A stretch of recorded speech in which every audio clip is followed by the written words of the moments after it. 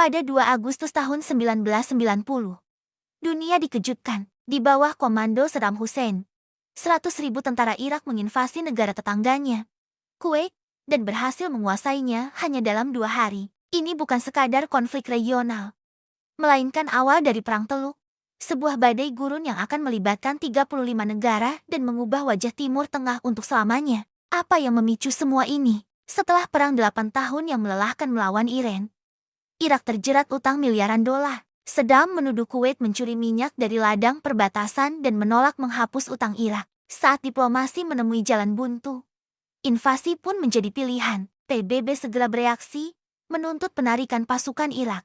Namun permintaan itu diabaikan. Amerika Serikat, di bawah Presiden George W. Bush, memimpin koalisi internasional dalam operasi Desert Shield, mengerahkan lebih dari 1,5 juta pasukan ke Arab Saudi untuk melindungi negara itu dan bersiap membebaskan Kuwait. Genderang perang akhirnya ditabuh pada 17 Januari tahun 1991.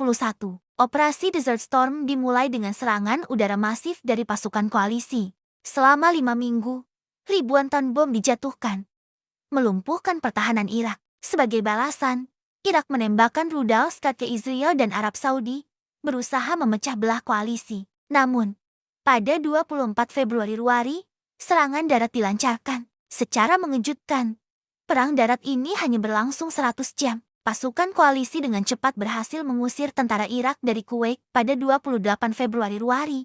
Kemenangan ini diraih dengan korban jiwa sekitar 383 di pihak koalisi, sementara Irak kehilangan antara 20.000 hingga 50.000 tentaranya. Saat mundur, tentara Irak membakar lebih dari 600 sumur minyak Kuwait. Api raksasa ini berkobar hingga 10 bulan, menyebabkan tumpahan minyak terbesar dalam sejarah dan kerusakan lingkungan yang sangat parah, yang kemudian disebut sebagai ekosida pertama dalam perang modern. Ada juga pemandangan mengerikan di Highway of Death, di mana konvoi pasukan Irak yang mundur dihancurkan dari udara, meninggalkan ribuan kendaraan hangus terbakar. Tak hanya itu, lebih dari 250.000 veteran koalisi kemudian menderita penyakit misterius yang dikenal sebagai Gulf War Syndrome, yang diduga akibat paparan bahan kimia di medan perang. Dampak perang ini terasa hingga puluhan tahun kemudian. Infrastruktur di Kuwait dan Irak hancur lebur. Sanksi PBB yang berkepanjangan menciptakan krisis kemanusiaan di Irak. Perang ini menjadi preseden bagi intervensi internasional di masa depan,